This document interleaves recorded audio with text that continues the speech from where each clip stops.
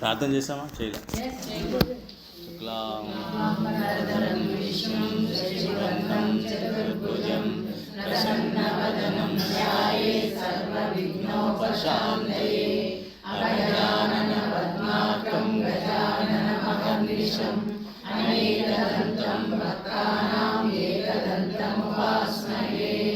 గురు బ్రహ్మా గురుర్విష్ణు గురుర్దేవో మహేశ్వరః గురు సాక్షాత్ పరబ్రహ్మ తస్మై శ్రీ గురవే నమః.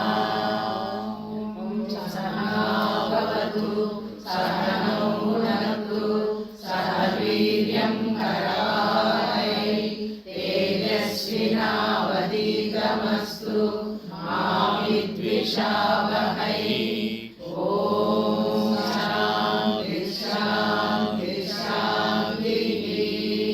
కృష్ణాయ వాసుదేవాయ హరయే పరమాత్మనే ప్రణతకేశనాశాయ గోవిందాయ నమో నమః.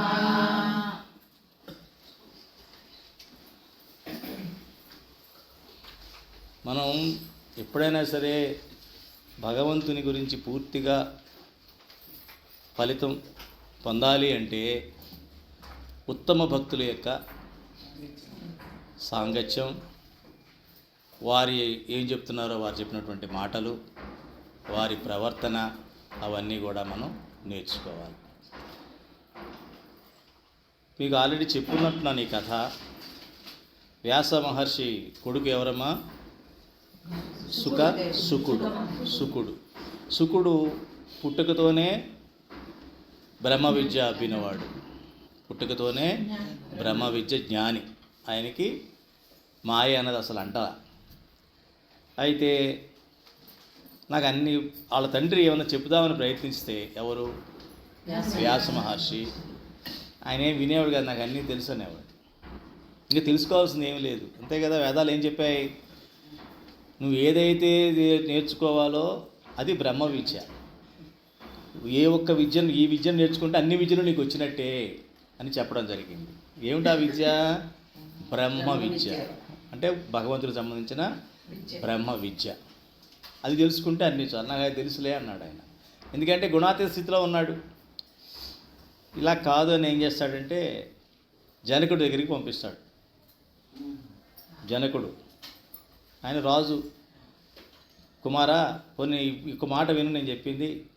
నువ్వు జనక మహారాజు ఉన్నాడు, ఒకసారి ఆయన కలిసిరా చాలు అన్నాడు. ఆయనకేదో వింతగా అనిపించింది. ఒక రాజు ఏమిటి, రాజు నేను కలవడం ఏమిటి? అతను ఇంకా వ్యవహారాలు నడుపుతున్నాడు, అవి చేస్తున్నాడు, మాయలో ఉన్నాడు. అతన్ని నేను ఆయన దగ్గర నేర్చుకునేది ఏముంటుంది? ఏమి నా తండ్రి ఇలా చెప్తున్నాడు అని కొంచెం అనిపిస్తుంది కదా. కొంచెం వింతగా అనిపించి ఇదేదో చూద్దామని ఆయన వెళ్ళాడు. అది రాజకోట బయటే ఆయన ఆపేశారు భటులందరూ. రాజుగారికి మామూలుగా ఎవరో వచ్చారు మేము కలవడానికి అంటే ఆయన ఏం మాట్లాడలేదు, విన్నట్టే ఉన్నాడు. భటులు చెప్తుంటే సర్లేమని వీళ్ళు కూడా మా రాజుగారు ఏం మాట్లాడలేదని లోపలికి అలౌ చేయట్లా. ఆయన అక్కడే ఒక 6 రోజుల పాటు ఉండిపోయాడు బయట. ఇంకా ఆయనకి ఒక ఫీలింగ్ వస్తుంది కదా, ఎంత బ్రహ్మ విద్య ఉన్నవాడికి కూడా వచ్చేస్తుంది కొద్దిగా. వచ్చేటప్పటికి మళ్ళీ భటులకు చెప్పి, నేను వచ్చానని చెప్పండి. నేనండి అంటే ఫలానా. వ్యాసుడు అంటే మరి గౌరవం కదా అందరికీ. ఎవరో అనుకుంటున్నాడు, సరిగ్గా వార్త వెళ్ళలేదేమో, నేను ఫలానా, నేను వచ్చానని చెప్పండి నేను అని జనకుడికి చెప్తే, ఏంటంటే మీకు అయ్యా మీకు ఆయన ఒక మాట మెసేజ్ ఇచ్చారు మీకంటే, ఏమిటి అని అడిగారు జనకుడు. నేను వచ్చానని చెప్పమన్నాడు. నేనంట నేను పోయేంత వరకు రావద్దని చెప్పు, నేను పోయాక రమ్మను అన్నాడు. అందులో అర్థం గమనించారా? నేను పోయాక అంటే మనందరికి ఏమర్థం అవుతుంది? జనకుడు పోయాక అనుకుంటాం, మనకి అందరికి అలా అర్థం అవుతుంది. అక్కడ ఏమిటి? ఆ నేను అంటున్నాడే వాడికి, వాళ్ళు నేను పోయేంత వరకు రావద్దు. ఆ నేను పోయేంత వరకు నా దగ్గరికి వచ్చిన ఉపయోగం. అప్పుడు వెలిగింది ఆయనకి. ఎవరికి? శుకుడికి. వచ్చి చెప్పారు, నేను పోయేకు రమ్మన్నారండి అన్నారు. ఉన్నదన్నట్టు చెప్తారు కదా, వాళ్ళు అర్థం చేసుకుని చెప్పాల్సిన అవసరం లేదు. భట్టులకి ఉన్న మెసేజ్ ఉన్నట్టు చెప్తే చాలు. ఇప్పుడు భట్టులు అలా ఉండరు, వాడు కొంత మసాలా యాడ్ చేసి ఇలా కాదని ఇలా చెప్పారండి అంటాడు. ఆడు హావభావాలు వీడు చెప్పేస్తాడు, మనకు కోపం వచ్చేస్తాడు. అలా చెప్పాడా వాడు, అసలు యథార్థం పట్టించుకోం మనం. ఆడు ఎవడో మధ్యవర్తి చెప్పిన మాట వినేసేసి వాళ్ళ మీద మనం ఫైర్ అయిపోతూ ఉంటాం. మెసెంజర్లా ఉండాలి, వాడి పేరు మెసెంజర్. అంటే మెసేజ్ని అట్లా యాజ్ ఇట్ ఈజ్గా తీసుకెళ్ళి ఇచ్చేయాలి తప్ప అందులో దానికి మసాలాలు యాడ్ చేయడం కానీ ఏం చేయకూడదు. అదమ్మా. కాబట్టి శుకుడు లాంటి వాడే జనక మహారాజు దగ్గరికి వెళ్ళాల్సి వచ్చింది. వ్యాస మహర్షి లాంటి వాడే ఆయన కొడుక్కి ఆయన చెప్పదలుచుకున్నది చెప్పలేకపోయాడు. బ్రహ్మ విద్య ఉన్నవాడికి ఎక్కడికి పంపించాలో అక్కడ పంపించి తెలిసేలా చేశాడు.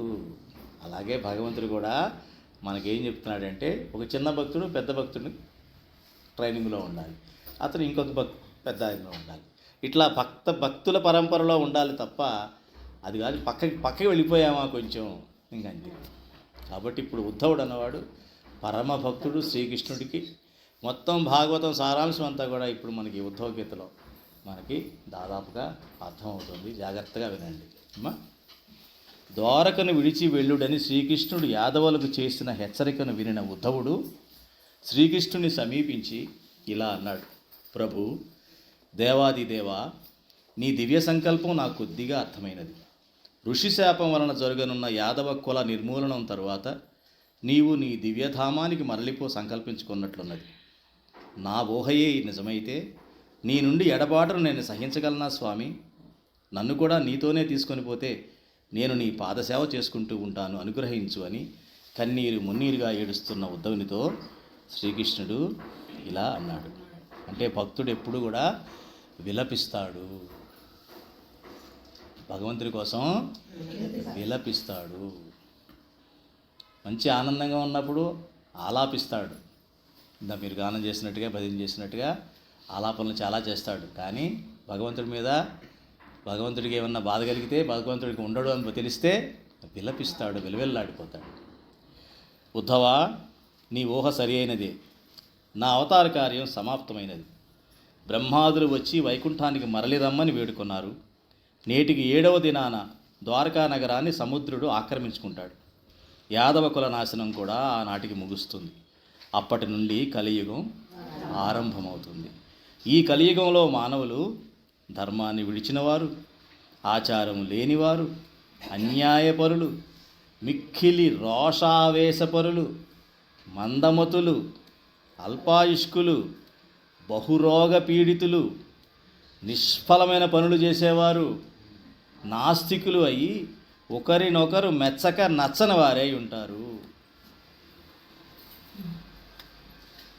కాబట్టి నీవు బంధుమిత్రుల యందు అనుబంధాలను వదిలించుకొని ఇంద్రియ భోగాలలో తగులుకొనక అన్ని పుణ్యతీర్థాలను సందర్శించి పవిత్ర అనుభూతులను పొంది పంచేంద్రియాలు గ్రహించే విషయ వస్తువులన్నీ నశించేవే అని తెలుసుకొని వాటిని దరిచేరనీయకము. ఇప్పటివరకు ఉన్నారేమో నీ కుటుంబం అంతా బాగానే ఉంది, ఎందుకంటే ద్వాపరయుగం కాబట్టి కొంత నయం. రాబోయేది కలియుగం. కలియుగంలో లక్షణాలు ఇలా ఉంటాయి. ఈ లక్షణాలు నువ్వు ఇమ్మడలేవు.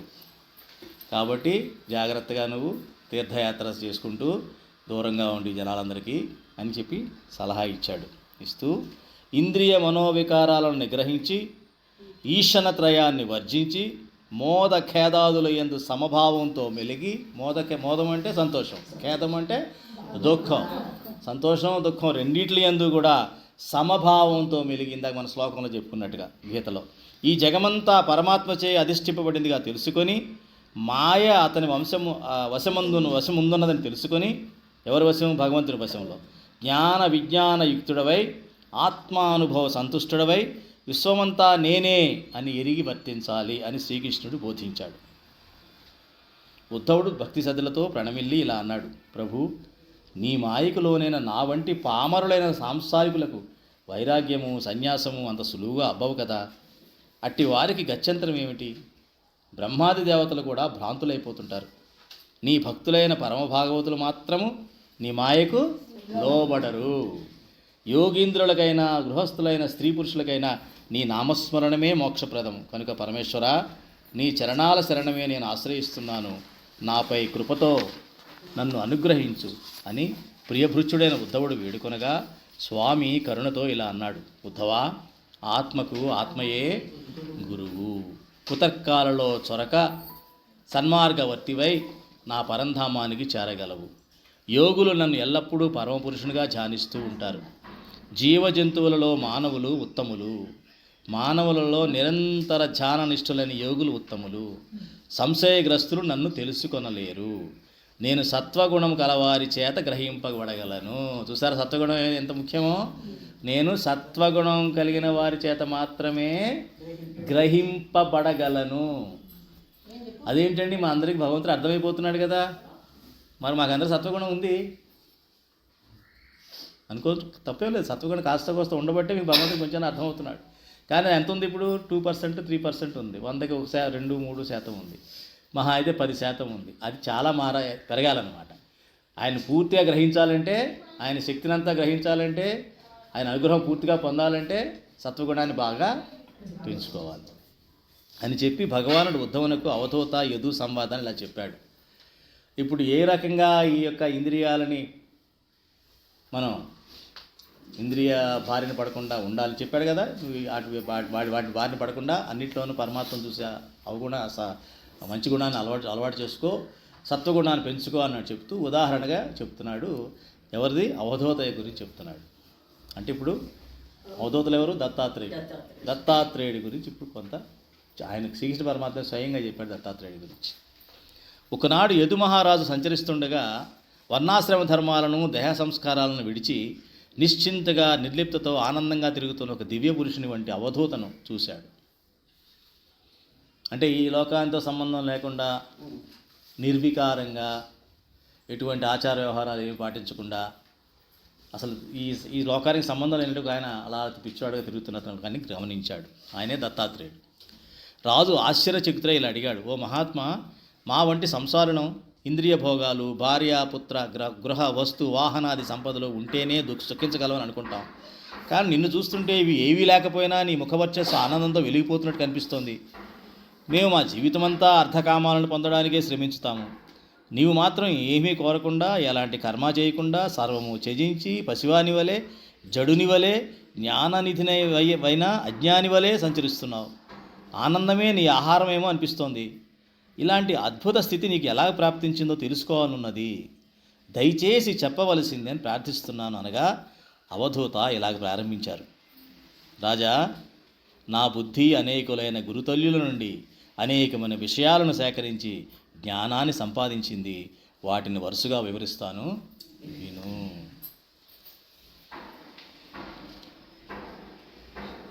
అంటే దైవీ గుణ సంపన్నులం కావాలంటే మనం దైవంచే సృష్టించబడినటువంటి ప్రకృతి ద్వారా కూడా మనం ఎన్నో గుణాలు పొందాలి. ఎప్పుడైతే ప్రతి దాంట్లోనూ దైవ గుణాన్ని మనం తీసుకుంటామో మనకి ఆ దైవీ గుణాలు అలవడతాయి, అసుర గుణాలు ఒకటి తొలగిపోతాయి. అది మనం తెలుసుకోవాల్సింది. ఈ అవధూత ఆయన దత్తాత్రేయుల వారు మనకు ఒక ఇక్కడ ఉపదేశం చేస్తున్నారు. ఎట్లాగా? భూమి మొట్టమొదటి గురువు ఏమిటి? ఆయనకి ఎవరు? భూమి. భూమి నుంచి మనం ఏం నేర్చుకోవాలి? భూమి నుండి సహిష్ణుత, భూజాతాలైన పర్వతాలు, వృక్షాల నుండి స్థిరత్వము, ఆత్మార్పణము, లోకోపకార పరత్వము, ప్రారబ్ధ కర్మలను తితీక్షతో అనుభవించడం నేర్చుకున్నాను. సహిష్ణుత అంటే ఓర్పు. భూదేవి ఓర్పు కలదని మనందరికీ తెలుసు ఆ విషయం. అందుకని మనం ఏదన్నా చేసేస్తాం భూదేవి. భూజాతాలైన పర్వతాలు, వృక్షాల నుండి స్థిరత్వము, అవి ఎక్కడికి కదలకుండా ఉన్న చోటు నుంచే ఎంతోమందికి ఉపకారం చేస్తున్నాయి. అంతే కదమ్మా, గోవర్ధనగిరికి పూజ చేయమని శ్రీకృష్ణుడికి చెప్పింది. ఏమిటి? ఉన్న చోటుని కదలకుండా అది నేర్చుకున్నాను. అంటే నేను ఎక్కడికి వెళ్ళలేకపోతున్నాను, ఎవరికి ఏం చేయాలి అక్కర్లా. నిజంగా నువ్వు ఉన్న చోట్లోనే నువ్వు ఏం చేయగలవో అవన్నీ చేయగలవు. నువ్వు ఉన్న చోట నువ్వు ఏం చేయగలవు అది చేయొచ్చు మనం అని నేర్చుకున్నాను. ఆత్మార్పణము, లోకోపకార పరత్వము, లోకోపకారం కోసం తనను తాను అర్పించుకోవడం. తనను తానే అర్పించుకోవడం అంటే ఏంటి? ఒక చెట్టు ఉందనుకోండి, మొత్తం అన్నీ ఉపయోగపడతాయి. కొట్టేస్తారు, చెట్టు మీ ఇష్టం వచ్చి కొట్టేస్తారు దాన్ని. వీడు కొట్టాడని చెప్పి కాయలు ఇవ్వని అంటదా? మళ్ళీ వర్షం పడుతుంది, నీళ్లు పడతాయి, చిగురిస్తుంది, మళ్ళీ వస్తుంది, మళ్ళీ మామిడికాయలు వస్తాయి, మళ్ళీ తినేస్తాం, మళ్ళీ కొట్టేస్తాం. అది లోకోపకారం, ఆత్మార్పణ, తనను తాను పరోపకారానికి అర్పించుకోవడం. మనం ఎప్పుడన్నా చూసి నేర్చుకున్నాం ఇవన్నీ. భూమి అంటే రియల్ ఎస్టేటే మనకి, ఇంకోటి తెలియదు మనకి అదేంటో. పొలాలు ఉండే ఒకప్పుడు, ఇప్పుడు రియల్ ఎస్టేట్ వచ్చేసింది. అది అలాగే ప్రారంభ కర్మలను తితీక్షతో అనుభవించడం నేర్చుకున్నాను. మీరు భూమిని ఎంత బాధ పెట్టినా కూడా ఏమి అది గుంటలు తావండి, మట్టి పోయండి, ఏమన్నా చేయండి, అవన్నీ కూడా తితీక్షతో. తితీక్ష అంటే ఏంటి? ఓర్పు అంటే అది బాధతో కూడిన ఓర్పు. మీకు ఎంత బాధ ఉన్నా సరే మరి అలా మంచిగా ఉండడం అన్నమాట. దాని మీద ఎటువంటి చెడు భావం రాకుండా ఆ బాధను కూడా చక్కగా అనుభవించడం, దాన్ని తితీక్ష అంటారు. అది చాలా కష్టమైన విషయం తితీక్ష అన్నది. తితీక్ష అన్నది తితీక్ష అంటే ఓపిక కాదు, బాధని, విపరీతమైన బాధను భరించే శక్తి, విపరీతమైన బాధని భరించే శక్తి, అది తితీక్ష. భూమి నుంచి ఇవి నేర్చుకున్నాను. ఇవి 4 ఎంత మంచి లక్షణాలమ్మా. ఇందులో ఎక్కడా నాది నాకేంటి అని ఉన్నాయా? లేవు. నేను చేయలేను అనేటువంటి అసక్తత ఎక్కడైనా ఏదన్నా చెప్పినాయా? లేవు. ఎదుటి వాళ్ళ మీద కోపంగానే బాధతో నేను నా కర్తవ్యం మర్చిపోయి నేను చేయనని కూర్చున్నా ఏమన్నా? లేదు. తర్వాత వాయువు, గాలి. ప్రాణవాయువు బహిర్వాయువు అయి సంచరిస్తుంది. ప్రాణవాయువు శరీరానికి ఎంత అవసరమో అంతే స్వీకరింపబడినట్లు, అన్నపానాదులు శరీరానికి ఎంత అవసరమో అంతే తీసుకోవాలని, బహిర్వాయువు సుగంధ దుర్గంధాలను సమభావంతో గ్రహించి తీసుకొని పోయేటట్లుగా శీతోష్ణ సుఖదుఖాదులను సమభావంతో గ్రహించాలని నేర్చుకున్నాను. ఆ గాలి అలా వెళ్తూ ఉంటుంది. ఒక మల్లె తోట నుంచి వెళ్తుంది అనుకోండి, మల్లె వాసన తీసుకుంటుంది, అలా వెళ్ళిపోతుంది. దాన్ని పట్టుకొని ఏలాడదు, కొంత దూరం వెళ్ళి దాన్ని వదిలేస్తుంది, అలా వెళ్తుంది. మళ్ళీ మూసి మీదకి వెళ్తుంది, మురికాలం మీద, మళ్ళీ ఆ దుర్గంధం వస్తుంది, ఆ దుర్గంధం కూడా తీసుకుంటుంది, మళ్ళీ అలా అయిపోతే వదిలేస్తుంది, అది వెళ్ళిపోతూ ఉంటుంది. అంటే ఏంటి? ఈ సువాసన అని చెప్పేసి ఎక్కువ తీసుకుంటానని, దుర్వాసన అని చెప్పేసి తక్కువ అనేది ఏం పట్టించుకోదు. అదైనా ఇదైనా తనకి ఒకటే. కాబట్టి మనం ఒక్కోసారి దుష్టుల మధ్య దుర్మార్గుల మధ్య కూడా వెళ్ళాల్సి వస్తూ ఉంటుంది. వాళ్ళ వల్ల ప్రభావం మన మీద పడే అవకాశం ఉంది. అక్కడ ఉన్నంతసేపు ఆ తితీక్ష అనే శక్తితో మనం జాగ్రత్తగా అక్కడ ఉన్నట్టుగానే ఉంటూ నెమ్మదిగా అక్కడి నుంచి మనం బయటపడిపోవాలి. కానీ మన స్వభావాన్ని మార్చుకోకూడదు, మన సత్వగుణాన్ని పోగొట్టుకోకూడదు, ఈ సత్వగుణమైనటువంటి శ్రద్ధని వదులుకోకూడదు. ఎందుకు అంటే అందులో మన సొంత వాళ్ళే ఉండుండొచ్చు కదా అటువంటి కుసంస్కారుల్లో. కాబట్టి వాళ్ళు పొమ్మలేం కదా. కాబట్టి వాళ్ళతో ఉంటూనే జాగ్రత్తగా సమభావంతో, వాళ్ళు ద్వేషించమని కాదు, వాళ్ళు ద్వేషించకూడదు. మళ్ళీ మనకి అదొక తితీక్ష, భగవంతుడు పెట్టినటువంటి పరీక్ష అనుకొని దాంట్లోనే ఉంటూ వెళ్ళాలి. అక్కడ నేర్చుకున్నాను అన్నాడు. అలా ఆకాశం లోపల బయట అంతటా వ్యాపించి ఉండి దేని చేతను మార్పు చెందకుండా దేనికి అంటకుండా నిరాకార నిర్గుణమై ఉండినట్లు పరమాత్మ కూడా సర్వవ్యాపి నిర్వికార నిరంజన నిర్గుణుడై ఉంటాడని తెలుసుకున్నాను. ఆకాశం ఎలాగైతే దేన్ని అంటుకోదో, ఆకాశంలోనే అన్నీ ఉంటాయి కానీ దేది ఆకాశానికి అంటుకోదు. ఆకాశం బయట ఉంటుంది, లోపల ఉంటుంది, శరీరం లోపల కూడా ఉంటుంది. అయినా కూడా ఈ శరీరం కాలిపోగానే ఆకాశంలాగే ఉంటుంది. అంతేగాని దానివల్ల దాన్ని ఏం అంటుకోలేదు కాబట్టి ఆకాశంగానే ఉంటుంది. కానీ పంచభూతాలు కలిసి లోపల ఉన్నాను కదా అని చెప్పి పంచభూతాలతో కలిసిపోయి అది ఎక్కడికి పోదు. పంచభూతాలు పోతాయేమో కానీ ఆకాశం మటుకు అలాగే ఆకాశంలాగే ఉంటుంది. కాబట్టి పరమాత్మ కూడా సర్వవ్యాపి, లోపల ఉంటాడు, బయట ఉంటాడు, అన్ని చోట్ల ఉంటాడు, అన్నిట్లో ఉంటాడు. కానీ దేనికి అంటదు. ఈ మాయ నాకు అంటుతుందేమో కానీ ఆయనకి అంటదు అని తెలుసుకున్నాను. జలము మాలిన్యాలను పరిశుద్ధపరిచి పవిత్రీకరించినట్లు మహాత్ములు తమ సంపర్కంలోకి వచ్చిన వారి యొక్క అజ్ఞాన మలినాలను తొలగించి తమ ఉపదేశాలతో వారిని పవిత్రులు చేయాలని తెలుసుకున్నాను. ఎలాగైతే జలము ఎటువంటి మురికినైనా సరే శుద్ధి చేయడానికి జలంతో శుద్ధి కాదంటూ ఏది ఉండదు, అలాగా ఎలా అయితే సద్గురులు ఉంటారో వారి సాన్నిహిత్యం జలం లాంటిది. కాబట్టి నాలో దోషాలు పోవాలి అంటే నేను సత్పురుషుల్ని సత్సంగాల్ని ఆశ్రయించినట్లయితే అక్కడ గంగాజలం లాంటి ఆ సత్పురుషుల దగ్గర ఆ సత్సంగంలో నాలో దోషాలన్నీ పోతాయి అని తెలుసుకున్నాను. ఇది మంచిది అది మంచిది కాదు అని విచక్షణ చూపకుండా అగ్ని అన్నిటినీ కూడా అరగించేస్తుంది. అలాగే యోగి తన సంక్రమించే అనుభవాలను సమదృష్టితో స్వీకరించాలి. అగ్నికి ప్రత్యేకమైన ఆకారం ఏదీ ఉండదు, అది ఏ వస్తువులో ప్రవేశిస్తుందో దాని ఆకారాన్నే వహిస్తుంది. అలాగే ఆత్మకి ఆకారం ఉండదు, అది జీవునిగా ఏ శరీరాన్ని ధరిస్తుందో ఆ ఆకారమే దానిది అనిపిస్తుంది. అగ్ని నుండి సత్యాన్ని తెలుసుకున్నాను. అగ్ని ఒక ఆకారం అంటే ఉండదు, అదే ఇందులో మండితే దాని ఆకారం తీసుకుంటూ ఉంటుంది. అలాగే ఆత్మ కూడా ఏ శరీరంలో ఉంటే ఆ శరీరం రూపం తీసుకుంటుంది, కానీ అది శరీరం మాత్రం కాదు. చంద్రుడి యొక్క కళలు తరుగుట పెరుగుట లాగానే శరీరం పెరగడం క్షీణించడం కూడా జరుగుతుందని తెలుసుకున్నాను. సూర్యుడు లోకాలకు వెలుగు వేడి ఇస్తాడు, నీటి నుంచి ఆవిరిని తీసుకొని వర్షరూపం లోకాలకు ప్రసాదిస్తాడు. ఇంతగా లోక కళ్యాణం చేస్తున్నా కర్తృత్వ భావం లేనివాడై ఉంటాడు. అలాగే యోగి లోక కళ్యాణ కర్మలు చేస్తూ ఉండాలని తెలుసుకున్నాను. సూర్యుడు తన వెలుగులో జరుగుతున్న సకల కర్మలకు సాక్షీభూతుడై ఉండి ఆ కర్మఫలాలకు బాధ్యుడు కానట్లు ఆత్మ ఉపాధి చేయబడిన కర్మల పాపపుణ్యాలచే అంటబడదని గ్రహించాను. ఇప్పుడు సూర్యకిరణాలు అందరి మీద ఒకలా పడతాయి కదా, దొంగల మీద ఒకలాగా ఉన్న మంచివాళ్ళ మీద ఒకలా పడతాయా? పడవు. చెట్ల మీద ఒకసారి ఒకలాగా మనుషుల మీద ఒకలా పడుతుందా? పడదు. అన్ని అడవి మీద ఎలా పడుతుందో ఎడారిలో అలాగే పడుతుంది, వర్షం నదులు అలాగే పడుతుంది, మనుషుల మీద అలాగే పడుతుంది, పాపాత్మ మీద అలాగే పడుతుంది, పుణ్యాత్మ మీద అలాగే పడుతుంది. కాబట్టి దాని అర్థం ఏమిటి? ఎవరైతే మన ఆత్మ అంటే ఏంటి? మన ఆత్మ కూడా సూర్యుడిలాగా ఈ ఉపాధి అంటే శరీరం, ఈ శరీరంతో చేసే కర్మలన్నిటికీ దానికి సంబంధం లేదు అని తెలుసుకోవాలి. ఒక పావురము చెట్టుపై గూడు కట్టుకొని ఒక ఆడపావురాన్ని జత చేసుకున్నది. ఆ రెండు పక్షులు అన్యోన్యంగా ఉంటూ విడిపడకుండా జీవించసాగాయి. కొన్నాళ్ళు గుడ్లు పెట్టి పొదిగి పిల్లలు చేసుకున్నాయి. ఆ పిల్లల గురించి ఆహారం కోసం రోజంతా శ్రమించి ఆహారం తెచ్చి వాటిని పోషించి పెద్ద చేశాయి. పక్షి పిల్లలు చెట్టు కిందకి వచ్చి ఆడుకుంటూ ఒక బోయవాని వలలో చిక్కుకున్నాయి.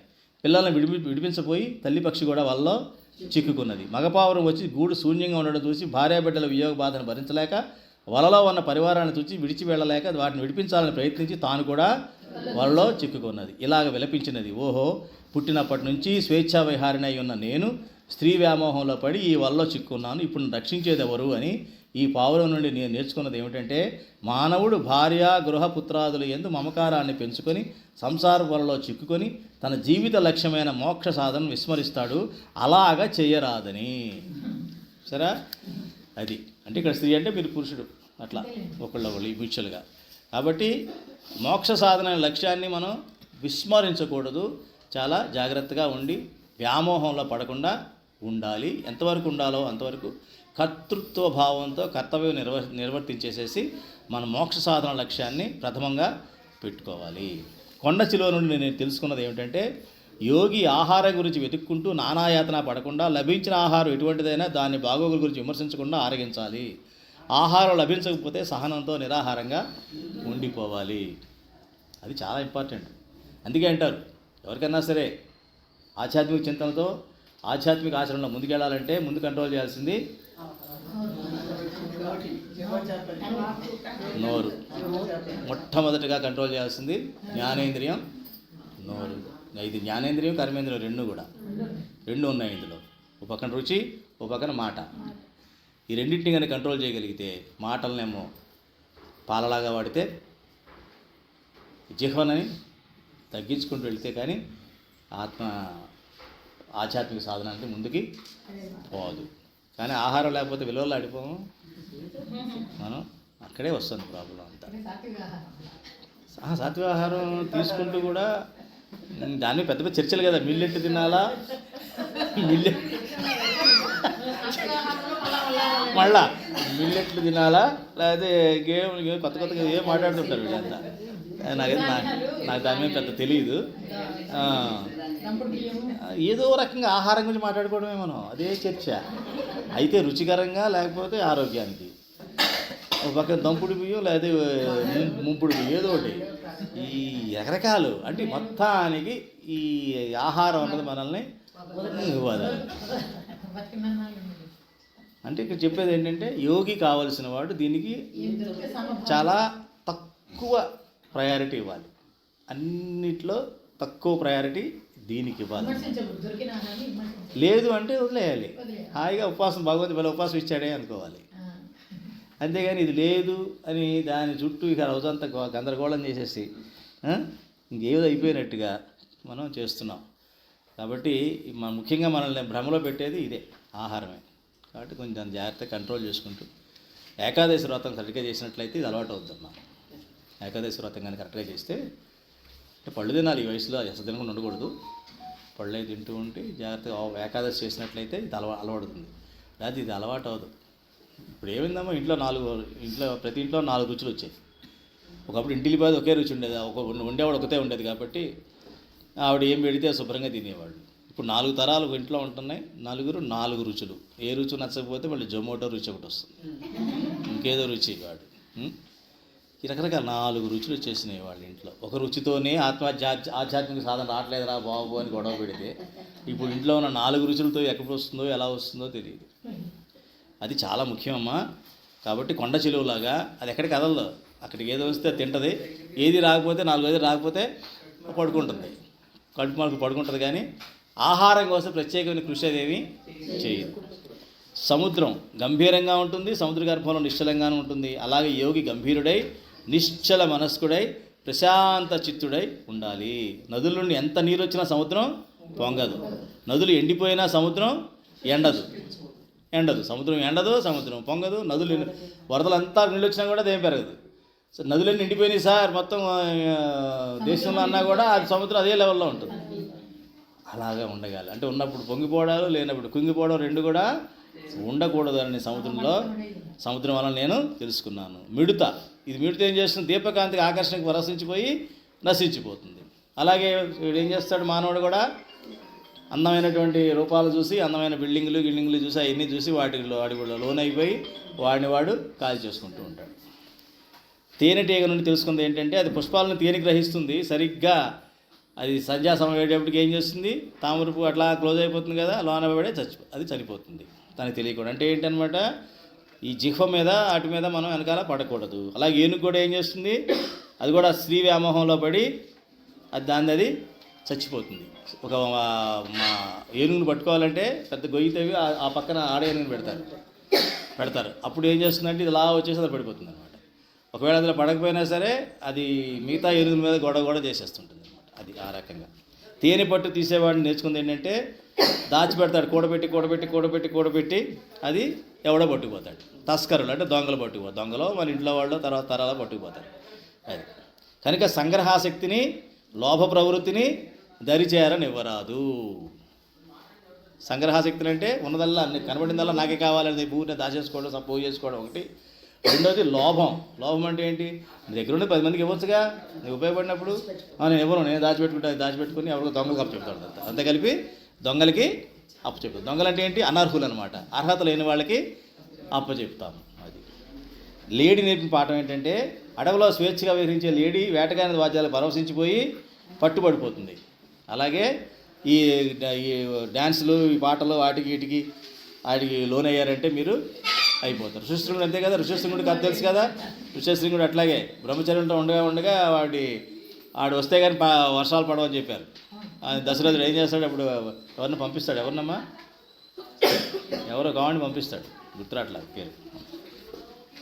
ఆవిడ వెళ్ళి నెమ్మదిగా వాళ్ళ ఫాదర్ లేనప్పుడు వెళ్ళి వాడిని తీసుకొని వచ్చేస్తుంది. అప్పుడు వర్షం పడుతుంది. ఓకే, చేప జిహ్వ చాపల్యానికి లోనే గాలానికి ఉన్న ఎర్రని మింగి ప్రాణం పోగొట్టుకోవడం తెలుసుకున్న యోగి దుర్జయమైన జిహ్వేంద్రియాన్ని జయించడం నేర్చుకోవాలి. జిహ్వేంద్రియాన్ని జయించడం నేర్చుకోవాలి. ఈ జన్మ కష్టం సార్ అంటారా?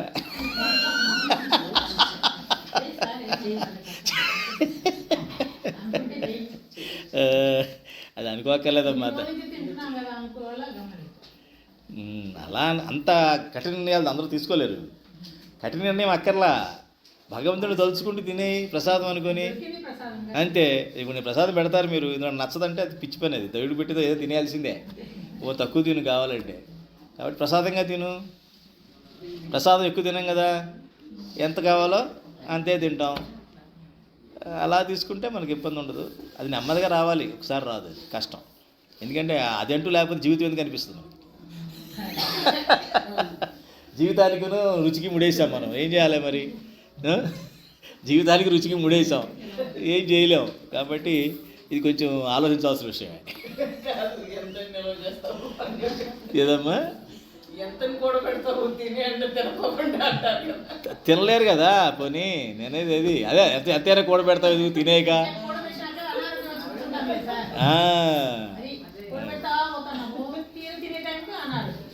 అనారోగ్యానికి ఏసీ హాస్పిటల్స్ ఉన్నాయిగా ఇప్పుడు. ఏసీ సినిమాలు, ఏసీ హోటల్స్, ఏసీ హాస్పిటల్స్.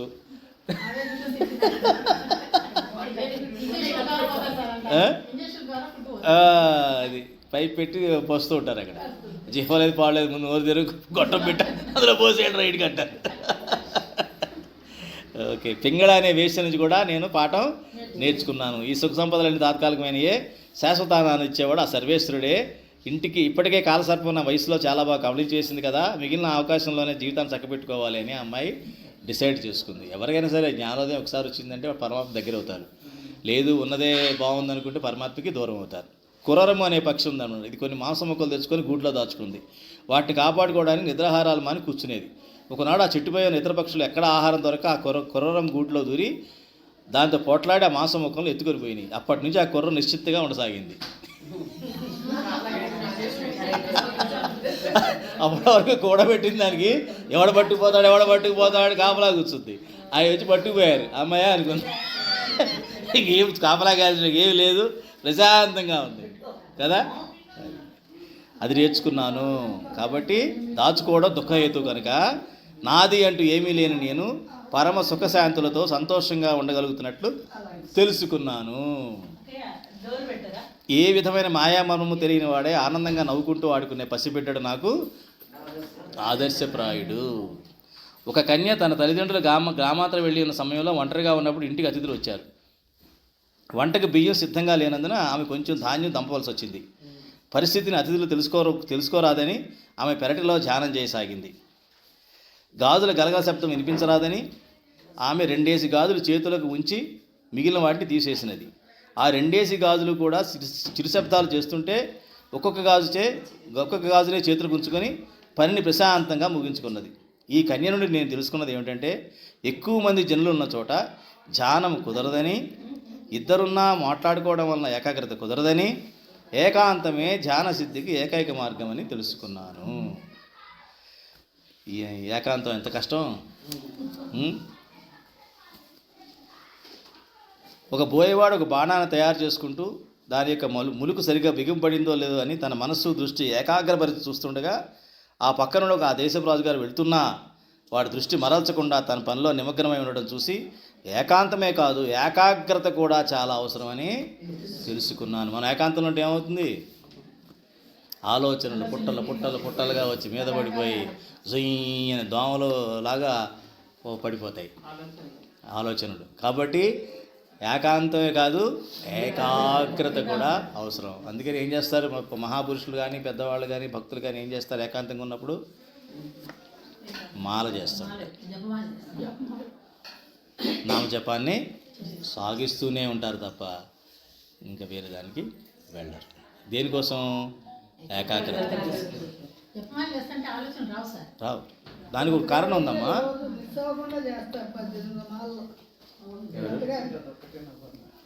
చేయట్లేదా? చేయండి. నేను కౌంట్ చేయకూడదమ్మా, చేసుకుంటూ ఉంటాను. కౌంట్ చేయకూడదు, నేను చేస్తుంటాను. కానీ ఇంట్లో కూర్చున్నానంటే ఇదే చేస్తూ ఉండడమే. దీనికి కారణం అంటే ఇది హృదయస్థానం. ఈ వేలుమే చేయాలి. ఇది హృదయస్థానం. ఇది చేస్తున్నప్పుడు మైండ్కిను హ్యాండ్కి లింక్ వస్తుంది, లింక్ ఏర్పడుతుంది చేతికిను మైండ్కి. అందుకని జపాలు చేయడం ఏంటది? దేవుడి రూమ్లోనే కూర్చోవాలని ఏం లేదు. ఏం లేదు. మీరు ఎవరితో మాట్లాడుతున్నా చేసుకోండి, మీరు ఎవరితో మాట్లాడుతున్నా కూడా చేసుకోండి. అలా నెమ్మదిగా మాటల పవర్ పడిపోతుంటుంది, దీని పవర్ పెరిగిపోతూ ఉంటుంది. పెరిగిపోయి ఆ మాటలు ఏంటో ఒకప్పుడు 70 mm సౌండ్లో వినబడే ఇలా స్టీరియోఫోనిక్ సౌండ్లో తర్వాత నెమ్మదిగా అది కూడా నెమ్మదిగా వినపడతాయి మనకి.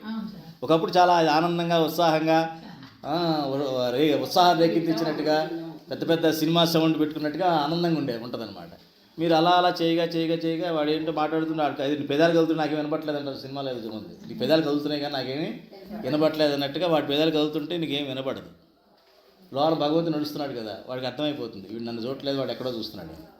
వెళ్ళి మాస్టర్ వెళ్ళి వస్తానంటాడు, మళ్ళీ కూడా నమస్తే అంటాం ఇలా అనేసేసి.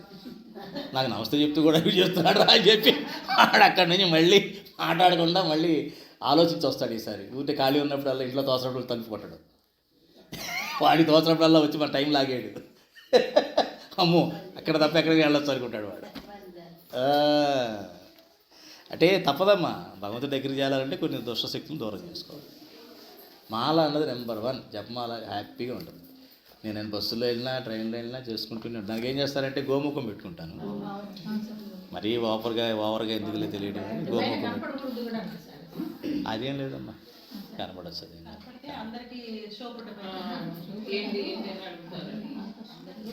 అని కాదు, ఎందుకులే ఎందుకు మనమే దృష్టి తెచ్చుకోవడం ఎందుకు మనం అని చెప్పేసి మనం ఏదో మన గోముఖంలో పెట్టుకోండి. పడదమ్మా, మీకు తులసిమాల మెడలో ఉంటే ఏమీ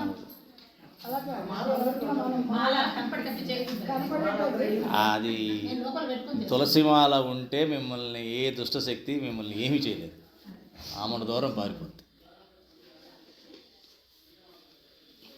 అది నేను ప్రత్యక్షంగా అనుభవంతో చెప్తున్న మాట. కాబట్టి గోముఖంలో ఎందుకు చేస్తారంటే చాలామంది ఎదుటి వాళ్ళకి అనవసరంగా చూస్తారు కదా అలాగా అని, అంతే తప్ప దాని దుష్టశక్తి అని కాదండి. ఎందుకు వాళ్ళ దృష్టి మనం ఎందుకు ఆకర్షించుకోవడం, మనల్ని ఎందుకు చూడాలి వాళ్ళు అని చెప్పేసి వాళ్ళ దారి వాళ్ళు పోతారు కదా పాపం, వాళ్ళకి డిస్టర్బెన్స్ అని అంతే. అట్లా సాలీడు సర్పం తన కోసం నివాసం తయారు చేసుకోదు, ఇతర జీవాలు చేసిన పుట్టల్లో రంధ్రాల్లో తలదాచుకుంటుంది, జనసంచారాన్ని వర్జించి ఏకాంతంగా సంచరిస్తుంది. అలాగే యోగి తన జనసమ్మర్దం ఉన్న చోట్ల ఉండరాదు, స్వగృహ నిర్మాణం చేసుకోరాదు, గృహారంభవతి దుఃఖాయ, గృహం కట్టుకుంటే దుఃఖం దాపురిస్తుంది అని సర్పం నుండి తెలుసుకున్నాను. అంటే కరెక్ట్ అది. అమెరికా పోయినా ఇల్లే గుర్తొస్తుంది.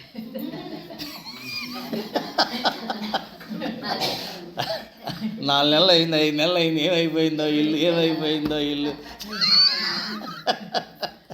అక్కడ సుఖం ఉండదు, ఇక్కడ అట్లా ఉంటుంది. మన జీవాత్మ యొక్క కొట్టుమిట్టాటం అంటారే, అది ఏంటో అదొక పిచ్చ. సాలీడు తన దేహం నుండే జిగురు పదార్థాన్ని వెలిగెక్కి సన్నని దారాలుగా తీసి సుందరమైన పట్లుగా నేసి మళ్ళీ కొంతసేపటికి ఆ దారాలని తనే తినేస్తుంది. ఈ సాలీడ్ లాగానే పరమేశ్వరుడు తన నుండే విశ్వాన్ని వెలికి తీసి మళ్ళీ కొంతకాలాన్ని దాన్ని తనలోనికే ఉపసంహరించుకుంటాడు అని తెలుసుకున్నాను. అంటే అశాశ్వతమైనది ఏది, శాశ్వతమైనది ఏది అనే విషయం నాకు అర్థమైంది. కందిరీగా గోడ మీద మట్టి గూడుని కట్టి దానిలో చిన్న పురుగును పెట్టి దాన్ని తన మొనతో కుడుతూ నిరంతరం జుంకారం చేస్తుండడం వలన ఆ మట్టి గుడిలో ఉన్న పురుగు భయం చేత కందిరీగా మారిపోతుంది. దీన్నే భ్రమర కీటక న్యాయం అంటారు. ప్రేమ చేయగాని, ద్వేషం చేయగాని, భయం చేయగాని నిరంతరం భగవంతుని గురించి స్మరిస్తూ ఉంటే భగవంతుని సారూప్యం పొందవచ్చు అని తెలుసుకున్నాను. ఇది అల్టిమేట్. భగవంతుని యొక్క జపం మీరు నిరంతరం చేస్తూ ఉంటే మీరు ఆయనలా మారిపోతారు. మీరు ఆయనలా మారిపోతూ వచ్చినటువంటి అడ్వాంటేజ్ ఏంటయ్యా అంటే ఈ మాయ అన్నది మనల్ని ముట్టుకోదు. నమస్కారం మాస్టారు, అమ్మో ఈయన పరమాత్ముడి శిష్యుడినా, ఆయన పార్టీ ముట్టుకుంటే మనకే డేంజర్ అని చెప్పి మాయ మన దగ్గరికి రాదు. మాయ రానంత వరకు మీరు చాలా ప్రశాంతంగా ఉంటారు, ఆనందంగా ఉంటారు, హ్యాపీగా ఉంటారు. అవి ఏం పట్టించుకోరు, ముందు ఏమవుతున్నాను కాలే. ఇందాక ఎవడు ఈ వాట్సాప్ పెద్ద తలనొప్పండి. పొరపాటున ఇట్లా మా గ్రూప్స్ ఉంటాయి కదా, ఇలా చూసామంటే ఏదో పిచ్చి వార్త ఎవడు పెడతాడు. అక్కడేదో ఎర్త్క్వేక్ వచ్చిందంటే అక్కడ ఇట్లాంటి మొదలెడతా అవసరం మనకి ఈ మాయ మనకి ఏ నడుస్తుంటుంది ప్రకృతిలో అన్నీ చూసాం కదా, అన్నీ నడుస్తాయి. భూకంపాలు వస్తాయి, వరదలు వస్తాయి, వైరస్లు వస్తాయి, బ్యాక్టీరియాలు వస్తాయి, పోయేవాళ్ళు పోతారు, ఉండేవాళ్ళు ఉంటారు, వస్తుంది. నేను చెప్పే కదా కారణం. ఆత్మలు వాటి యొక్క స్థాయి బట్టి ఉంటాయి, వెళ్ళిపోతూ ఉంటాయి. నిన్న పాఠం అందరికీ అర్థమైందా?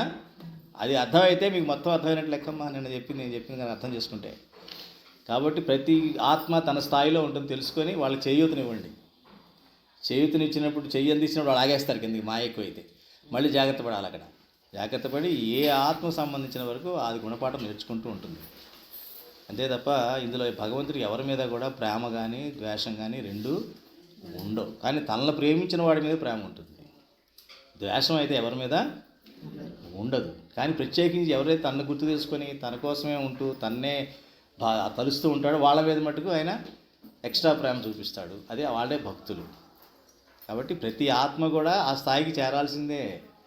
ఇవాళ కాకపోతే రేపు, రేపు కాకపోతే ఎల్లుండి, ఎల్లుండి కాకపోతే అవతల ఎల్లుండి, ఈ జన్మ కాకపోతే నెక్స్ట్ జన్మ, నెక్స్ట్ జన్మ కాకపోతే నెక్స్ట్ జన్మ. జన్మ ఎన్నెన్నో ఎత్తు. ఏదో రోజు నువ్వు భక్తుడు అవ్వాల్సిందే. ఏదో రోజు నువ్వు ఈ గుణాలన్నీ నీలో పోవాల్సిందే. ఏదో రోజు నువ్వు ఆత్మగా మిగలాల్సిందే.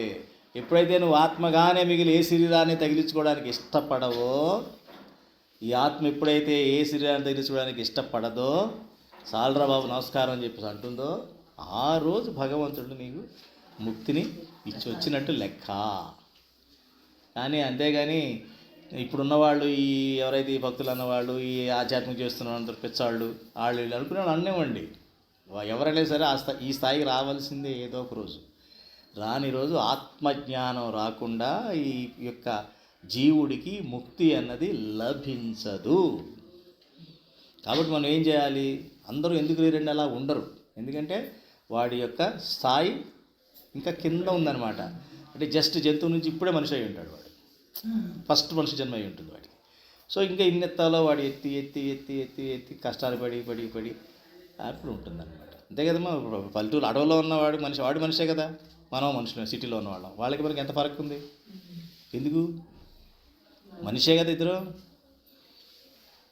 అంటే వాడి అనుభవాలు వేరు, మనకు అనుభవాలు.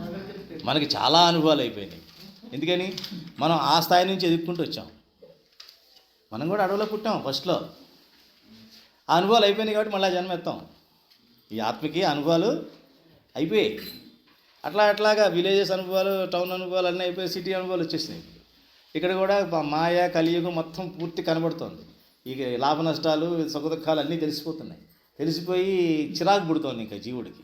ఆ చిరాకు రావాలి. ఈ చిరాకు రాకుండా ఏరియా మారుతున్నట్టు అయిపోయింది. మలేషియన్ టౌన్షిప్ అయిపోయింది. మళ్ళీ హైటెక్ సిటీకి వెళ్దాం. అక్కడి నుంచి ఏంటంటే ఫైనాన్షియల్ డిస్ట్రిక్ట్, అక్కడి నుంచి ఇంక ఓఆర్ఆర్ పైన ఆర్ఆర్ పక్కన ఏఆర్, ఓఆర్ వాడికి 6/6, 6తో 6 ఇలా 6 వేసుకుంటూ వెళ్తుంటాడు వాడు. 6కి వెళ్దాం ఇలా అనుకుంటూ ఉంటే ఇక్కడెక్కడే ఆత్మకి ఇంకా భగవంతుడు డిసైడ్ అయిపోతాడు. వీడు ఈ ఆత్మకి ఇంకా ఎదుగుదల లేదు, ఈ శరీరంతో లేదు.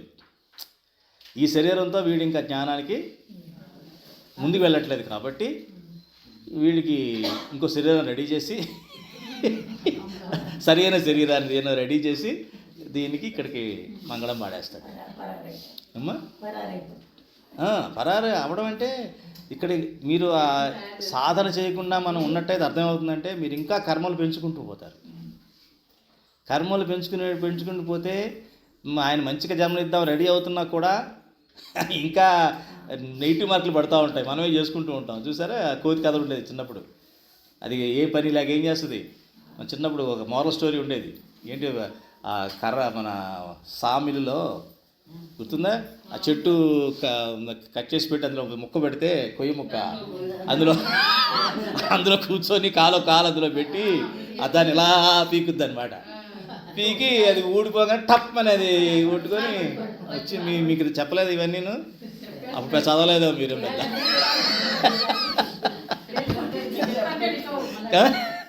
నాకేంటో నాకు అప్పటి నుంచి ఇలాంటివి బాగా అట్రాక్ట్ అయ్యాయి. అలాగా ఎప్పుడైతే మనం ఈ ఆధ్యాత్మిక సాధన చేయకుండా అట్లా కాలక్షేపం చేస్తామో, కర్మలు పెంచుకొని ఇలాంటి లేనిపోని కర్మలు తగిలించుకొని ఇంకా నెగిటివ్ వెళ్ళిపోతుంది అన్నమాట మైండ్. అందుకని ఎప్పుడైతే భగవంతుడు మనకు సమయాన్ని ఎక్కువ ఇచ్చాడో దాన్ని సద్వినియోగం చేసుకోవాలి. 90% ఆయన దగ్గర పెడితే ఆయన టక టక టక టక మన ప్రారంభ కర్మలు కొన్ని ఉంటాయి కదా, అవన్నీ తగ్గించేస్తుంటాడు. తగ్గించేసి ఎందుకంటే మనం ఆయన దారిలో వెళుతున్నాం కదా, ఆయన దారిలో వెళుతున్నాం కాబట్టి ప్రారంధాలు తగ్గించేసి రాబోయే జన్మని ఇంకా ఉత్తమ గతులు తీసుకెళ్ళి ట్రై చేస్తుంటాడు. ఫస్ట్ ఆయన మన పరీక్ష కొద్దీ నెక్స్ట్ ఇమీడియట్ లోకానికి ఉండుండొచ్చు ఇప్పటివరకు చేసిన పుణ్యం కానీ పాపం కానీ ఏదైతే ఇంకా మనకి భగవంతుడు ఇచ్చినటువంటి మనం నడుపుతూ ఉంటామో దీని కనుక పూర్తిగా పరమాత్ముడు కేటాయించినట్లయితే ఆయనకు ఒక్కసారి 10 రెట్లు ముందుకు తీసుకెళ్ళిపోతాడు అనమాట. 10 రెట్లు ఎక్కువ ఉత్తమ గతులు వస్తాయి. లేకపోతే ఏం జరుగుతుంది? ఖాళీగా ఉన్నట్టు ఏం చేస్తాడు? ఇలా కోతిలాగా ఆ పని ఈ పని చేసి కర్మల్ని పెంచుకుంటాడు అనవసరంగా. అప్పుడంటే ఏదో పేరు తెలియక చేసామనో, బాధ్యతలు ఉన్నాయనో, అదనో ఇదనో, వయసు ఉందనో ఏదేదో చేసేస్తాం, అయిపోయింది. ఇప్పుడు ఎక్స్క్యూజ్ లేదు. అర్థమైందమ్మా? ఇట్లా కనుక మనం భావించినట్లయితే ఈ ఆత్మకి త్వరగా మనకి సరైనటువంటి స్థాయిలో అది వెళ్ళి కూర్చుంటుంది. లేకపోతే మనమే ఆత్మని పతనం చేసేసుకున్నాడు వాళ్ళం అవుతాం. అదొకటి అర్థం చేసుకోండి. ఇదంతా ఆత్మ యొక్క గ్రోత్ అనమాట. కాబట్టి మనం ఎవరిని ద్వేషించాల్సిన అవసరం లేదు. ఏ ఆత్మ పని అది చేసుకుంటుంది. ఏ ఆత్మ తన జీవితాన్ని తన జన్మలను అది నిర్ణయించుకుంటుంది. ప్రతి ఆత్మ కూడా అది పడిపోవాలో వెళ్ళిపోవాలో దానికి అది డిసైడ్ చేసుకుంటుంది. అందుకే మనం ఎంత చెప్పినా కూడా ఆ మనిషి, ఆ జీవుడు మన మాట వినడు. ఎందుకంటే ఆ ఆత్మకి అనుభవాలు అవ్వలేదు. ఇంకా ఇప్పుడు అనుభవాలు అయినాకే మెచ్యూరిటీ వస్తుందమ్మా. అంతే కదా, అవునా కదా? ఇప్పుడు మనకి త్వరగా సత్సంగం అర్థమైందంటే మనకు అనుభవాలు చాలా అయిపోయి ఆ అనుభవాల ద్వారా మనకు ఒక రకమైన వైరాగ్యం, విరక్తి ఎక్కడో కలిగేటప్పటికీ సత్సంగం వైపు మళ్ళాం. కాస్త ఈ ఆత్మకు వచ్చి ఇటు మళ్ళిందనమాట. అర్థమైందా మీకు? అట్లా అన్ని ఆత్మలు అలా మళ్ళవు. కాబట్టి ఏ ఆత్మ అది డిసైడ్ చేసుకుంటుంటుందని. కాబట్టి ఎవరి మీద మన ద్వేషభావం కానీ లేనిపోయిన మాటలు కానీ మనం అనాల్సిన అవసరం మనకి లేదు. మనం వాళ్ళకి కావాలంటే ఎవరైనా మన దగ్గరికి వస్తే మనం భగవంతుడి దారి చూపిస్తాం అంతవరకే. కానీ ఎవరిని కూడా మనం కామెంట్ చేయకూడదు. ఎందుకంటే ఏ ఆత్మ పరీక్ష సిద్ధంగా ఉంది, రాసుకుంటుంది, ఫెయిల్ అవుతుంది, రాసుకుంటుంది. కొంతమంది పాస్ అవుతున్నారు, కొంతమంది ఫెయిల్ అవుతున్నారు. అమ్మా అది భౌతిక శ్రీకృష్ణ పరమాత్మ చెప్పాడు కదమ్మా. రజోగుణంలో ఉన్నారనుకోండి, మీరు చనిపోయేటప్పుడు అంత్యకాలంలో రజోగుణంతో పోయాడు అనుకోండి, అది రజోగుణంతో పోయి కాస్తన్న భగవంతుడు ఇది ఉంటే మళ్ళీ మరి మానవ జన్మ వస్తుంది. రజోగుణం అంటే ఏంటి? కోరికలు ఎక్కువ ఉన్నాయి. ఇంకా ఇప్పుడు త్రిపురారికి వెళ్ళేటప్పుడు అయిపోయింది అనుకోండి, మన చాప్టర్ క్లోజ్ అయింది అనుకోండి, ఆ పైన వచ్చి 6 కూడా ఇంకా చూడాలనుకుంటూ ఉంటాడు. పోతూ అక్కడ ఇంకో కొత్త ఆరు వస్తుందేమో, అక్కడ ఇంకా బాగుంటాయేమో అని నేను పోయాడు అనుకో, మళ్ళీ వస్తాడు భూమి మీద. వస్తాడు తప్పదు. దానికి నేను చెప్పా కదా ఉదాహరణ మీకు. రాత్రి పడుకోబోయే ముందు రేపు పొద్దున్న ఏం చేసే పని గుర్తుపెట్టుకుంటే లేచిపోతాం. ఎందుకు పడుకుంటున్నాం మనం? పొద్దున్న లేచి కోరికలు తీసుకోవడానికి. అంతే కదా, కోరికలు ఉన్నబట్టి లేచి కూర్చుంటున్నాం. అలాగే జన్మ కూడా అంతే. జన్మ కూడా కోరికలతో ఎండ్ చేసుకుంటే మళ్ళీ ఆ కోరికల కోసం మళ్ళీ కమ్ బ్యాక్. అందులో డామినెంట్ కోరిక ఏముందో ఆ జన్మ వస్తుంది. అందులో ఏం చెప్పాడో ఇంకో ఆయన, తమో గుణంలో ఉన్న వాళ్ళకి మనిషి జన్మ రాదు. తమో గుణం ఉన్న వాళ్ళకి మనిషి జన్మ రాదు. ఎవరో తమో గుణం ఉన్నాడు, అది అస్సలు లేనివాడు. అది ఏంటండి మనిషి జన్మ చెత్త, కుక్కగా పుడితే హాయిగా ఉంటుంది, అమెరికాలో కుక్క అయినా బాగుండండి అంటాడు.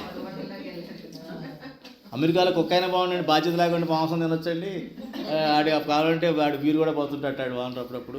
ఆడితో పాటు బెంచ్గారులో తిప్పుతాడు. నన్ను ఊరిని సంపాదించుకొని ఆ బెంచ్గారు కోరుకోలేక ఎందుకంటే తిప్పలు అన్నాడు అనుకో. డెఫినెట్గా మహానుభావుడు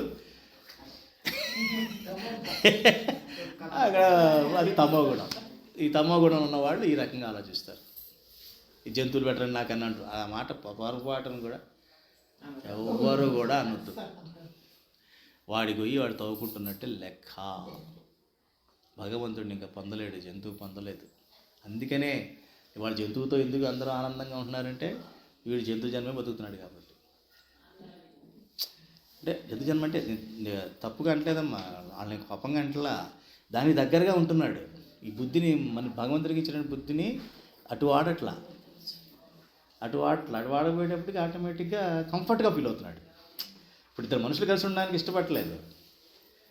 పెట్స్ అంటే పెంచుకుంటున్నారు కానీ ఇద్దరు ముగ్గురు మనుషులు కలిసి ఉండడం అబ్బో మనుషులతో మాట కష్టం అండి అంటున్నారు. దానికి కారణం ఏంటంటే అది అది కుదరట్లేదంటే ఈ బుద్ధిని సరిగ్గా బుద్ధిని ఎలా వాడాలి, మనసుని ఎలా వాడాలి అన్న దాంట్లో వాళ్ళు ఫెయిల్ అయిపోతున్నారు మనుషులు. ఓకే, కష్టపడితే పెట్టండి చెప్పా కదా మీకు. అహింస అంటే ఏంటి చెప్పా కదా, గాంధీ మహాత్ముడు చెప్పింది. పక్క మనిషి కష్టపడితే కష్టపెట్టాడు, ప్రారంభంలో ఉందేమో కష్టపడు పడు ఏమవుతుంది, పోతుంది కదా, జన్మకి అయిపోతుంది కదా అది. అలా అనుకో, ఆడతారు ఇబ్బంది అండి, చిరాకండి అంటాడు. ఆ చిరాకు రాసి పెట్టింటే ప్రారంభంలో పడు, పోతుంది ఈ జన్మతో. ఆ చిరాకు అన్న పదం పోతుంది, ఈ జన్మతో పోతుంది. అది అడిగేస్తున్నాడు ఆ టాపిక్, అది అయిపోతుంది అక్కడికి. దుఃఖం అనేటువంటిది అడిగేస్తున్నట్టు లెక్క, పడు. అదే తితీక్ష. తితీక్ష అన్నారు కదమ్మా, తితీక్ష అన్నది. నువ్వు ఎంత బాగా పడతావో ఆ బాధల్ని అంత హాయిగా నువ్వు బయటపడతావు. ఇప్పుడు ఏంటి, అస్సలు బాధపడకూడదనే స్వార్థం పెరిగిపోయింది మనిషిలో. స్వార్థం పెరిగిపోయి నేనెందుకు బాధపడాలి, నేనెందుకు అని ఒక రకమైన ఇది వచ్చేసి ఎవరి కష్టాన్ని వాళ్ళు కొని తెచ్చుకుంటున్నారు. ఇది ఆధ్యాత్మికంగా ఆలోచించే విధానం చెప్తున్నాను కానీ ఇది అందరికీ, సర్వలోకులకి ఇది వర్తించదు. కొంతన్నా ఆత్మజ్ఞానం ఉన్న వాళ్ళకి మాత్రమే ఇది అర్థమవుతుంది. ఇది అర్థమై దీని మీద ఇంటికి వెళ్ళిన కూడా మననం చేసుకుంటూ జాగ్రత్తగా ఎవరికి వాళ్ళే అంటే చెప్పా కదా నేను, ఏమిటది పరిసరాల జ్ఞానమా, ఏం చెప్పాను, ఇతరుల మనోభిప్రాయం, బయట ప్రజాభిప్రాయానికి ఎక్కువ విలువ ఇవ్వకుండా, ప్రజాభిప్రాయానికి విలువ ఇవ్వకుండా నేను ఆత్మ ఉన్నతికి ఈ యొక్క శరీరం వచ్చింది, నేను చేస్తున్న కర్మలే నా ఆత్మ యొక్క ఉన్నతికి తోడ్పడతాయి. కాబట్టి ఈ సత్సంగంలో నేను నేర్చుకున్న విషయాలన్నింటినీ కూడా కొంచెం సీరియస్గా తీసుకుంటాను. ఏదో మామూలుగా తీసుకోకుండా సీరియస్గా తీసుకుంటూ ఇప్పటి వరకు ఉన్న జీవన విధానాన్ని జాగ్రత్తగా భగవంతుడి వైపు మళ్లించుకునే ప్రయత్నం చేస్తాను అని అనుకున్నప్పుడు మీకు అది సాధ్యం అవుతుంది. కాబట్టి బయట ఉన్న ప్రజాభిప్రాయానికి ఎక్కువ విలువ ఇవ్వద్దు. దానికి ఎంత విలువిస్తే మీరు అంత అగాధంలోకి వెళ్ళిపోతారు. కాబట్టి ప్రజాభిప్రాయము ఆత్మ యొక్క ఉన్నతి రెండు కూడా వ్యతిరేక దిశలో ఉంటాయి. ఆత్మ ఉన్నతి, ప్రజాభిప్రాయంతో పనిచేస్తావా నువ్వు మాయలో పడిపోయినట్టు లెక్క. లేదు, నీ ఆత్మ ఉన్నతి కోసమే నువ్వు సీరియస్గా ఉన్నావా, నువ్వు భగవంతుడి అకౌంట్లో పడిపోయినట్టు లెక్క. ఇందే రెండు విషయాలు. కాబట్టి మనం వెళ్ళాలేసి ప్రజాభిప్రాయం మీదే మన వ్యవహారం అంతా నడుస్తూ ఉంటుంది. మన వ్యవహారాన్ని ప్రజాభిప్రాయంతో కాకుండా నా ఆత్మ ఉన్నతి కోసం మాత్రమే నా వ్యవహారాన్ని కనుక నేను పెట్టుకున్నట్లయితే పెద్ద విషయమే కాదు. కష్టాలు వస్తాయి, కష్టం రాకుండా ఏ మనిషి ఉండడు. కానీ ఆ కష్టం నీకు తెలిసి తెచ్చుకున్నట్లయితే అది ఏం జరుగుతుందంటే, ఇది ప్రారంభం, ఇది రాసిపెట్టుంది, దాన్ని పోనీ టైం హీల్స్ అంటారు కదా, కాలం అన్నిటినీ అన్ని బాధల్ని కూడా తుడిచేస్తుంది, కాలంలోనే తుడిచేసిపోతుంది అన్ని కూడా. కాబట్టి వాళ్ళు వచ్చింది రేపటికి ఉండదని చెప్పేసి అనుకోవాలి. అమ్మా ప్రార్థన. ఇంకా ఏమ్మా, నేను అది పెడతాను ఈ 2 రోజులకి వెళ్తాను. ఇంతేకాక నా శరీరం నుండి కూడా కొన్ని పాఠాలు నేర్చుకున్నాను. ఇది మనకి ఇంపార్టెంట్, ముందే చెప్పేసినట్టున్నాను. ఇది నాది అనుకున్న ఈ శరీరం అగ్నికి ఆహుతవుతుంది, లేదా ఇతర జీవాలకు ఆహారం అవుతుంది. సృష్టికర్త అనేక రకాల జీవరాశులను సృష్టించి సంతుష్టి చెందక ఈ మానవ జాతిని సృష్టించి జ్ఞాన సముపార్జన చేయడానికి, తనను తెలుసుకోవడానికి వారికి బుద్ధిని ప్రసాదించాడు. మనం చెప్పుకున్న మాటలన్నీ ఇవే కదా. కానీ బహుకొద్ది మంది మాత్రమే బుద్ధిని సద్వినియోగపరుచుకుంటున్నారు. అధిక సంఖ్యాకులు శరీరానికి, ఇంద్రియాలకు, మనస్సుకు సంబంధించిన వ్యక్తుల గురించి, వస్తువుల గురించి, విషయాల గురించి తమ అమూల్యమైన మానవ జన్మను దుర్వ్యయపరుచుతున్నారు. అనుకోకుండా నేను చెప్పేశానమ్మా, నేను చదవలేదు అసలు ఈ పేరా. నేను ఎందుకంటే ఇది మాకు కూడా చేసుకోవాలి, నేను ఎందుకులే అనుకున్నాను, మీరు చెప్తే కవరప్ అయిపోయింది. అలా వచ్చేస్తుంది అంతే భగవంతుడి ఆలోచనలో ఉంటే. వృక్షాలు తమ జీవిత కాలంలోనే అనేకమైన బీజాలను ఉత్పత్తి చేసి మళ్ళీ వృక్షాలే పుట్టినట్లు మానవుడు కర్మ బీజాలను ఉత్పత్తి చేస్తూ ఆ కర్మ ఫలానుభవం గురించి జన్మలు ఎత్తుతుంటాడు. ఇంత చెప్పా కదా, ఖాళీగా ఉన్నాక ఏం చేస్తాం, ఖాళీగా ఎవడో ఉండడు, ఏదో కర్మ చేస్తాడు. ఆ కర్మే బీజాలయ్యి కూర్చొని ఒక్కొక్క జన్మకు ఒక్కొక్క విత్తనం వేస్తున్నాం అన్నమాట. మళ్ళీ ఎలా ఖాళీగా ఉన్నాం కదండి, ఏదో చేయాలి కాబట్టి విత్తనాలు వేస్తున్నానండి. ఏ విత్తనాలు, నెక్స్ట్ జన్మలకండి. ఒక్కొక్క కర్మ బీజం వేసుకుంటున్నాం అనమాట.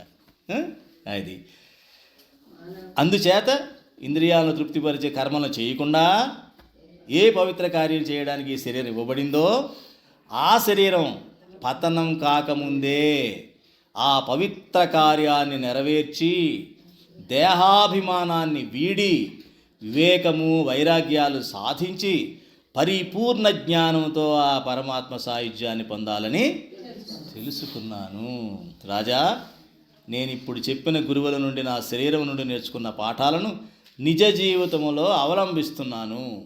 నాకు ఇప్పుడు సంపూర్ణ వైరాగ్యం అప్పినది. నేను అనే భావం ఇప్పుడు నా మనసులో లేదు.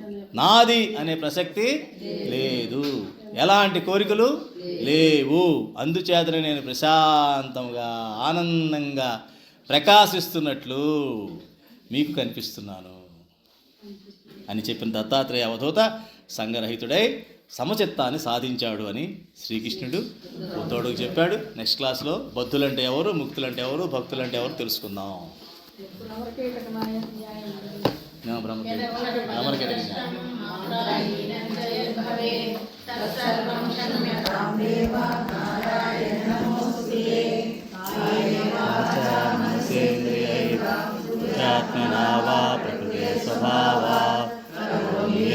सकलं परस्मै नारायणाय समर्पयामि.